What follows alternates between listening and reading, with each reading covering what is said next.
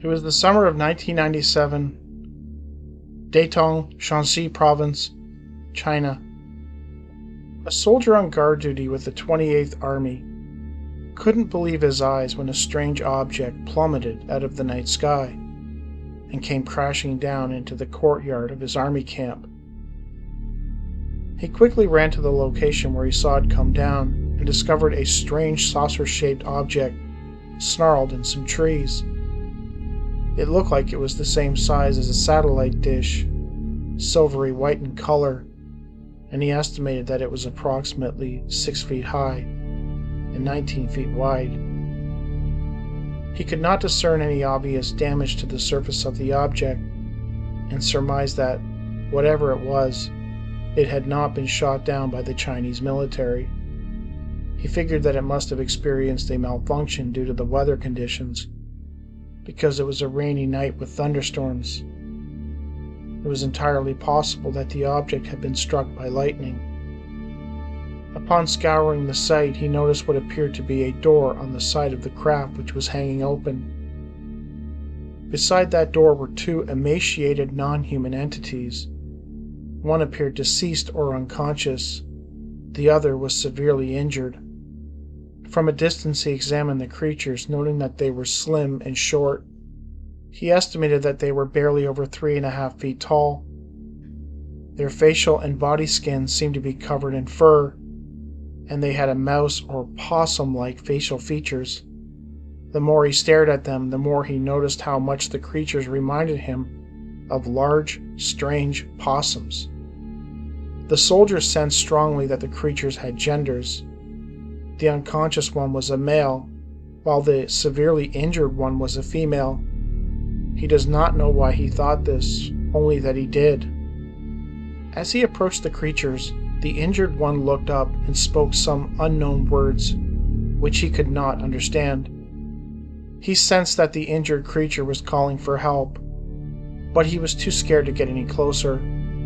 They truly frightened him. Speaking to Chinese investigator Xiao Ma, the soldier revealed that there were other people who witnessed the incident and had arrived on scene shortly after he did. Some of them were shocked by what they saw, but decided not to disclose it, as they did not want to lose their jobs if it were to go public. Later that night, the UFO and the two creatures were retrieved by military police. The entire army camp was quarantined the next day, followed by a notification that no one was permitted to leave or enter the compound. All personnel involved with this incident were told not to reveal information to the public, including their families. What happened to the injured possum entities and their crashed UFO is still unknown. It is speculated that the Chinese government, like the government of other countries, are studying and reverse engineering extraterrestrial technologies to better equip their military defense systems and create other technology. This case was investigated by the International Chinese UFO Association and the National UFO Reporting Center.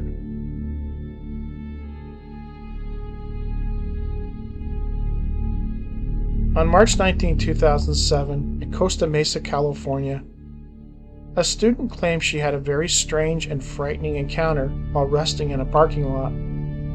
At the time, the witness, no name given, would carpool with her husband each workday. He worked in an office and she attended classes at a nearby college. His workday would begin at 4 a.m., which meant she had to wait, as her classes didn't start for several hours. She would often take this time to sleep. It had become part of their daily routine, and the witness didn't think much of it. She recalled looking at the clock in her car. It was 4 a.m. She was in the process of putting down her seat for the nap.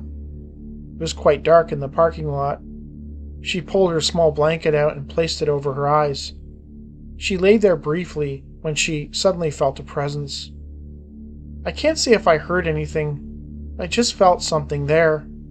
I turned onto my back to look out the window, and suddenly I could not move or scream. She saw two figures that resembled the creatures known in popular culture as the Greys. They had smooth, light gray skin, large black eyes, and appeared to be a little taller than the car. I could not move my head, so I could not look at their bodies much, but to see their heads, I was caught by their eyes, very dark and deep-looking, and had the almond shape. The shape of their heads was elongated and larger than their bodies. Just then the witness noted a metallic, cylindrical instrument with a needle on the end coming through the window of the car directly at her. It seemed to almost melt the glass. It then pierced her head, and she could not move or do anything to stop it. She felt a searing, burning sensation followed by intense pain. In her mind, the witness pleaded with them to stop, to go away, but they did not respond, either verbally or mentally. I was terrified. I just wanted them to stop what they were doing. It felt as if that tool that had a needle with a long handle had gone into my sinuses above my right ear. I couldn't believe it. It seemed as though it was going through the metal and the glass of the car and into my head. How? I could not move at all but for my eyes, and that seemed to be a bit limited. The tool retracted instantly, and they were gone as quickly as they appeared. I could move again. Witness claimed she immediately jumped out of the car and ran to her husband's office. She was in a state of sheer panic. She was hysterical. He told her that she merely had a nightmare, nothing more, though the witness was certain it was more than that she had never even had the chance to sleep when the event transpired, and apparently she had some evidence to back up her claim. I have had sinus issues and have since gone out on permanent disability. I had a sinus surgery and they told me that they found rat cells. I asked how that could be. The doctor changed the subject and never did answer me. I feel that it had to have come from that time in the parking lot. I have had pain in that same area of my head off and on since that event. I got a searing pain and I can't really think when it happens. I don't know what they did, but I don't like them at all. They have caused me a lot of continued pain. The witness admits that at no time did she ever see a craft, only the strange figures who appeared to be standing beside the car. It was only when she turned to her side that she noticed them. I did a little bit of digging and tried to find information on rat cells in humans. I couldn't find anything, so I don't really understand that part, and she doesn't really elaborate on it. But anyways, it's a weird story. It is really creepy to be sleeping in your car and you look over and there's, not only people standing there, but these other things standing there. That to me would be terrifying. But anyways, thanks for listening and catch you in the next video.